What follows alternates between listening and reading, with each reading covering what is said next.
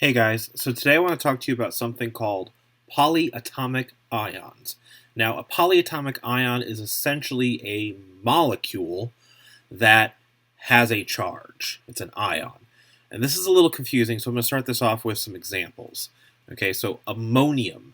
Ammonium is the formula NH4, and it is a molecule between nitrogen and four hydrogens.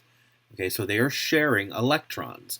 So if I were to try to draw the Lewis dot structure for this, here are the atoms involved. We've got nitrogen, which has 5 valence electrons.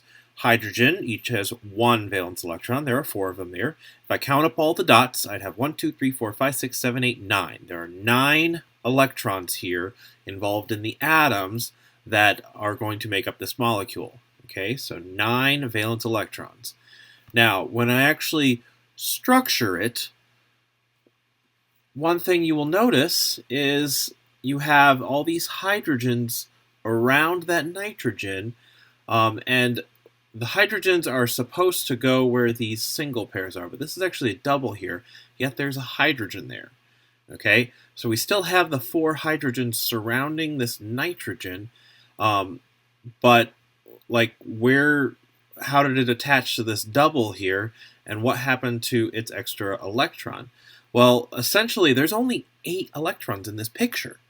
Okay, this molecule only has 8 of these valence electrons being shared between the nitrogen and the hydrogen. So it's lost an electron somewhere.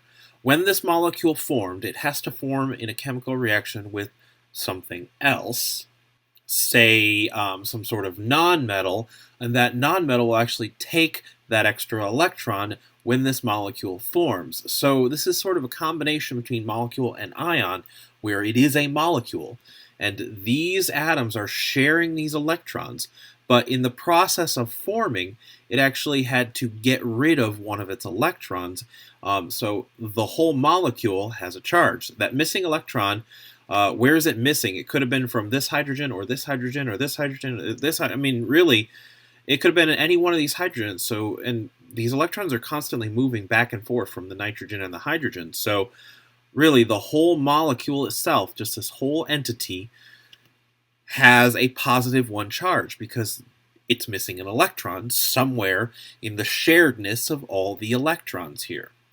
Okay, it's missing 1 actually. So let's take a look at another example. This is sulfate. Okay, it's got the formula of SO4, sulfur and 4 oxygens. So the atoms for these, sulfur has 6 valence electrons and oxygen has 6 valence electrons.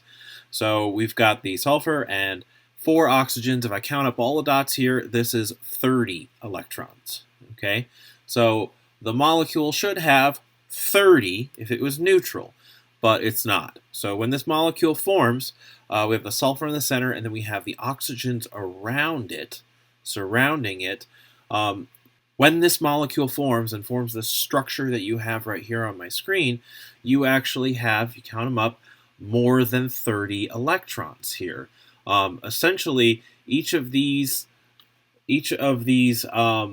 oxygens needs to form sort of a double bond with the sulfur, but that's not really possible with the number of electrons here.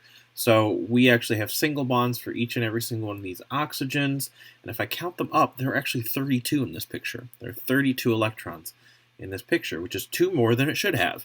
So same idea, when this was forming, it had to have some sort of metal that it stole electrons from when it formed this molecule. So it stole those, and then that molecule became positively charged. So it is a molecule where they're sharing electrons. They somehow got 2 extra in there that they are now sharing. But the molecule itself, that whole thing has a -2 charge because there's 2 extra electrons in the molecule. And this is a polyatomic ion. They are molecules. It means they're made up of several atoms and they're sharing electrons, but they have extra electrons or they've lost electrons, so they have a charge. Okay? More examples of this. This is nitrate. It's NO3 and it has a -1 charge. Okay, so this is what the Lewis dot structure for nitrate looks like. It has 3 nitrogens. One of them is double bonded, mind you. Doesn't really matter which one is double bonded, but one of them is double bonded. And there is actually 1 extra electron in there than what you would get from the nitrogen and the 3 oxygens if you add up those. So there's 1 extra there, so this is a -1 charge. PO4, this is phosphate, it has a -3 charge. So here's the Lewis dot structure here, and it has 3 extra electrons in that Lewis dot structure that I got from somewhere, and they're sharing between all of those phosphorus and oxygens. Okay, the hydroxide ion, OH with a -1 charge, it's an oxygen and a hydrogen, and this one has 1 extra electron than it normally would. Oxygen gives it 6, hydrogen gives it 1, that only adds up to 7, but you can see the picture here has 8.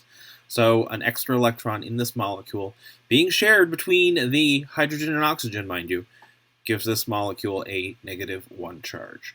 So, again, molecule, but with a charge. All right?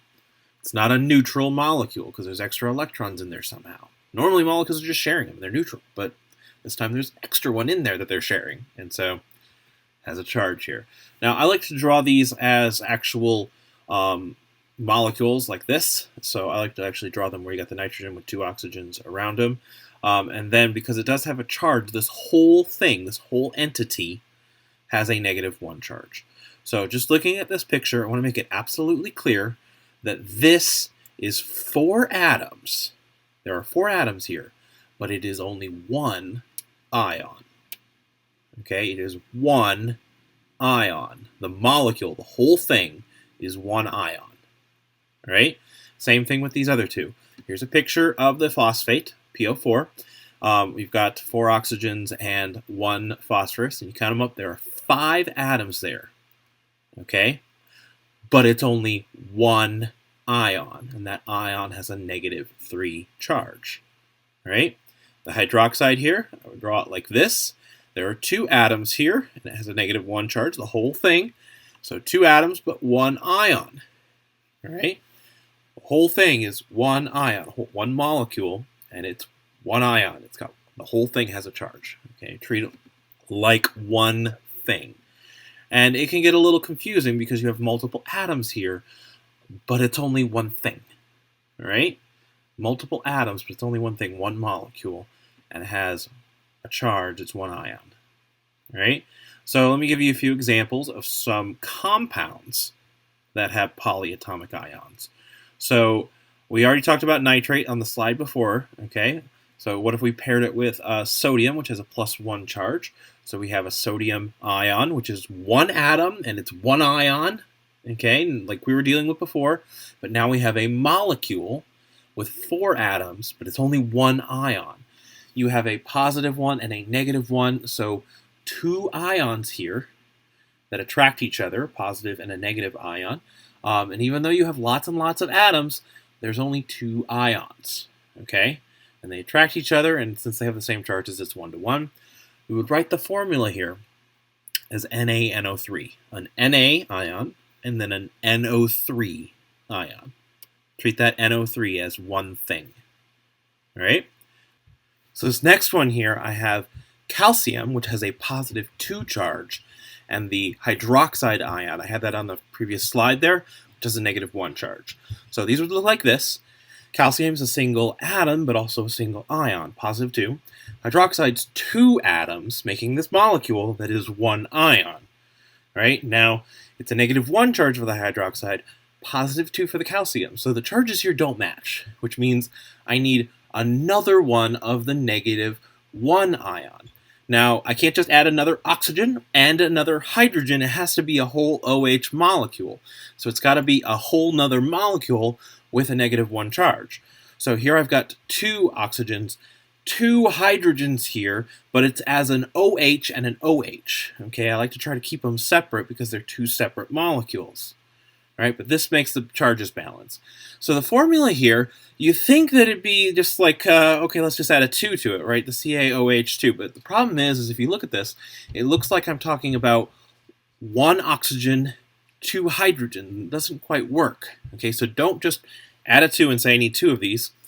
What you need to do is put parentheses around the OH molecule and say I have 2 of these. All right? That's how you properly write the formula with the polyatomic ions if you have more than one of them. If you only have one of them, though, you don't need the parentheses. You can just write, like for the first one, NaOH. Okay? But for the second one here, since I have two of those OHs, I'm going to put parentheses around it and say two of these. Okay? Now, if I tried to do like O2H2, it would make it look like I had an O2H2 molecule, which I don't. I've got an OH molecule and another OH molecule. Okay? So parentheses around it, two of those. That's how we would do that. Next one here. Okay, so this is ammonium and phosphate. All right? Also ones I kind of showed you previously. So ammonium is NH4 and phosphate is PO4. So they look like this. They have charges of +1 and -1. Now, because of the charges here, I need more of the NH4 molecules. Okay, it's +1, -3. So I need 3 of those NH4 molecules. So I'm going to add 3 of those molecules, the whole molecule, all right, to balance out that -3 charge. So there are a lot of atoms on the screen right now for this one, okay, but there are only 3 positives and 1 negative ion. Think of it like that. 3 positive ions, 1 negative ion, even though it's like 20 atoms there, all right? So the formula for this, I need 3 of those NH4s, but I want to know that formula, so I'm going to put parentheses around it. So an NH4, parentheses around it, 3 of those ions, 3 of those molecules, and then 1 of the PO4. Now notice I did not put parentheses around that PO4. Okay, there's only 1 of them, and I'm not going to put a number for 1 of them, so I don't need any parentheses to put that there. Okay, only use parentheses if you have more than 1 of them, and it's a molecule. It's one of these polyatomic ions. Okay, you don't need parentheses around, say, a sodium or a calcium, because those are just a single atom. All right? The parentheses is saying everything in here, I've got this many of them. All right? Let's try another one.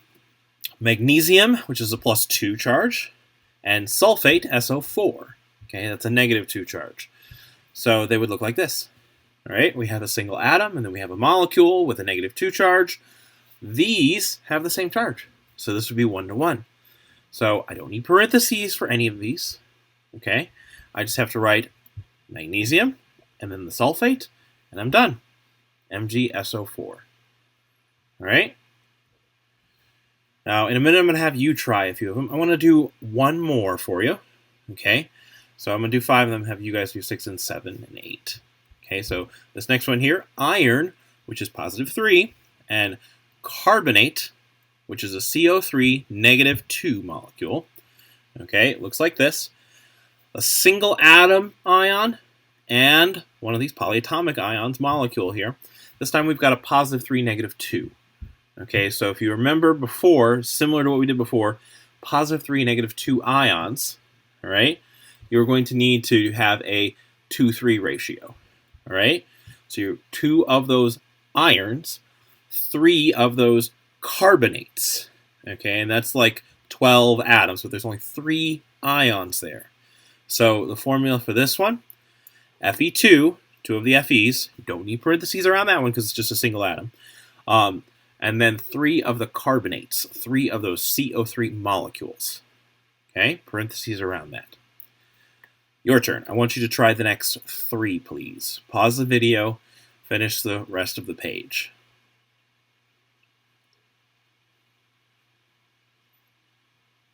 Okay, let's try it here. So this next one, we got aluminum with a +3 and cyanide, which is a 2-atom ion with a -1. I'm going to need 3 of those because of the -1, +3. So there's 3 of them there. So the formula for this would be Al, parentheses around the Cn, 3. Okay. Next one is nickel. Nickel, +3, and chromate, that's CrO4. Okay, so we got those 2 ions. It's a -3 or -2, +3 ratio again. So we got the 2-3 ratio. So we're going to have 2 of those nickels and 3 of those chromate molecules. Remember, that's a whole ion, right?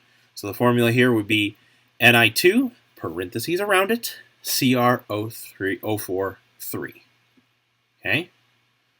Last one here, we have ammonium, which is NH4, +1, and chlorine, chloride ion, which is a -1 charge. So we have a single one, and we've got a polyatomic one there. Two ions. They have the same charge, though, positive and negative. +1, -1. So they cancel each other out perfectly. So you just got to write NH4Cl. Write the two pieces. Write the positive one first. Okay, this molecule is one of the few positive ones of the polyatomic ions. And you always write the cation, the positive ion, first when you're writing them. All right? No parentheses around this one. All right, because there's only one of them. Now let's talk about the names of these polyatomic ions. First off, I am going to just let you guys use the common ion sheet that you should already have downloaded last time when we were talking about transition metals and ferric and cupric and things like that. There are actually a whole bunch of, like, you're only using a small section of that sheet, but there's a whole bunch of positive and negative ions on there, and most of them, the whole top half, is pretty much just polyatomic ions. It tells you what their formulas are, and it tells you what their names are, okay, what their charges are. So you can use that sheet in order to do it. Here it is right here. So we've got all of these ions right here that tells you their name, their formula, their charge, everything. Okay, so you got all this information that you can use whenever you need to. It's just a reference sheet, kind of like referencing the periodic table. All right, but there are some rules for the names of these molecules, names of these polyatomic ions, that I just want to kind of explain because it makes it a little easier when trying to figure out their names or figure out what their name might be when looking at it on this chart. So here are two. All right, here are two of these polyatomic ions. We have NO2 with a -1 charge and NO3 also with a -1 charge. Okay, now these are called nitrite and nitrate. Right? Pretty much all of the ones that have oxygen in them, all of these molecules with oxygen in them, are going to end in either ite or ate. Now, it gets its name from the fact that it's nitrogen. Okay, so nitrogen, we have the nitr part of it as part of the name. We're just kind of knocking off that ending there and changing it to either ite or ate. The difference between an ite and an ate, though, is how many oxygens you have. The one with less oxygen, the one with more oxygen, and the less oxygen one is going to be called ite, so nitrite, and the more oxygen one is going to be called nitrate. All right, so there's actually a pattern, a naming rule here going on. Whenever you have one of these polyatomic ions that has oxygen, the one with more oxygen is going to be the ate, and the one with less oxygen is going to be the ite. Right? So here are those two again, nitrate and nitrite. All right? Here is SO4 and SO3. Same basic pattern, except this time it's sulfur. Okay, they both have a -2 charge. So instead of we're not going to call it sulfur, we're going to call it sulfate and sulfite. Okay, sulfate is the one with more oxygen, so the SO4 is sulfate. Sulfite is the one with less oxygen, so that one's going to be SO3. So just keep in mind, high number of oxygen, ate. Low number of oxygen, ite. All right? So I want you guys to pause the video and see if you can try these. All right? This is phosphorus, is what this one has. So we have phosphate and phosphite. Which one's which? Got an answer? So the PO3 with a -3 charge, the PO4 with a -3 charge. The PO4 one, that's phosphate. Okay, phos comes from the fact that it's phosphorus. And the PO3 one, that's phosphite. All right? Now here are 4 more. Okay, all of these involve chlorine and oxygen. And this time you actually have 4 of them. You have 1 oxygen, 2 oxygen, 3 oxygen, 4 oxygen. So again, same naming pattern is going to happen here, but it gets a little more complicated because there's 4 of them instead of just 2 of them. This is actually what they look like. So we have these molecules with 1 oxygen, 2 oxygen, 3 oxygen, 4 oxygen. That's the only difference, really. They're all chlorine, so we're going to call them chlorate and chlorite. All right? The chlorate is actually this one. This one's the chlorate. All right? So if that one's the chlorate, that one is the chlorite. one less oxygen than the chlorate. Okay, but what about the other two? Well, the one up top there, that one has one less oxygen than chlorite. So we actually add a piece to it. We add hypo to it. Hypo means one less than one less, if you will. So we have hypochlorite. We're not changing the ending here. They're both going to end in ite. But the hypo means one less than the ite, which is already one less than the 8. So the last one there at the bottom, that one, it used to be called hyper, but people get a little confused naming them, so now we just call it per. So perchlorate. That means one more oxygen than the chlorate. So it's kind of like chlorate's the standard. Chlorite is one less. Hypochlorite is one less than the one less. And perchlorate is one more than it. Right? So to kind of break down this way it works, hypo means one less oxygen than the ite. Ite means one less oxygen than the 8. 8 means one more oxygen than that ite, if you can think of it in reverse. And per means one more oxygen than the 8. Okay? So let's see if you guys can get this one. All right? Here are 4 more, same pattern. Okay, but this time it's bromium instead of chlorine. It's going to be bromate, bromite, perbromate, and hypobromite. Okay? So which one's which? Got an answer?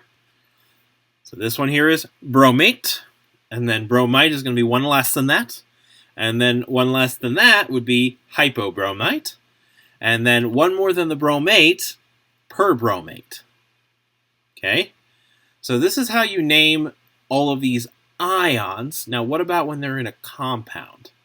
Okay, so naming these ions when they're in part of a compound. So sometimes they're called ternary compounds, by the way, because they almost always involve 3 or more elements instead of binary like we were doing before. That's just 2.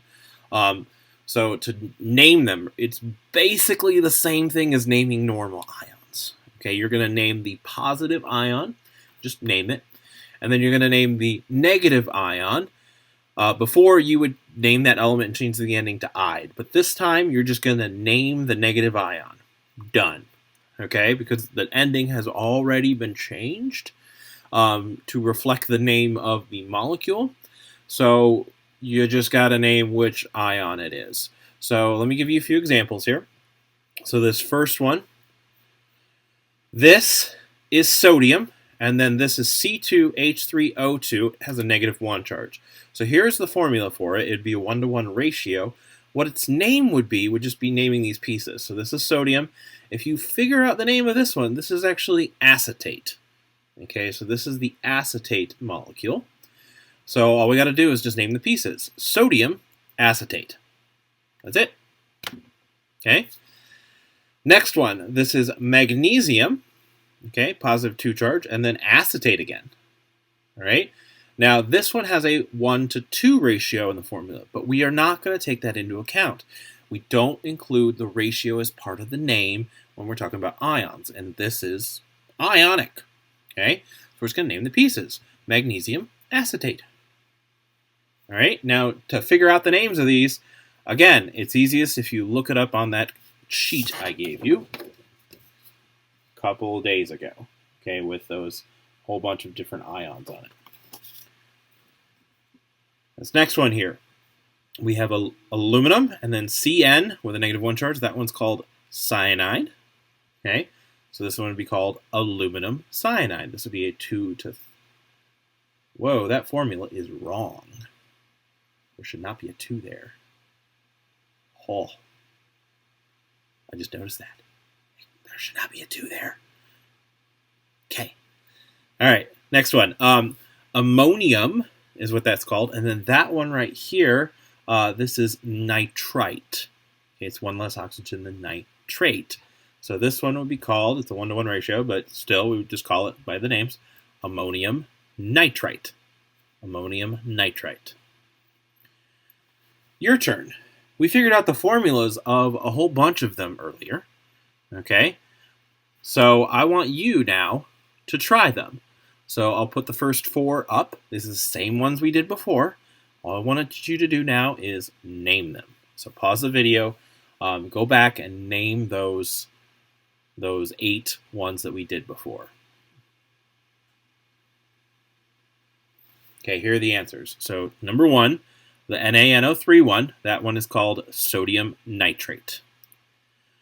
Number 2, the CaOH parentheses 2, that one is called calcium hydroxide. That is the hydroxide ion. Number 3, the NH4 parentheses 3, and then PO4. That NH4 is called ammonium, and then the PO4 is called phosphate. So ammonium phosphate. Number 4, we have magnesium, and then the SO4 is called sulfate, so magnesium sulfate.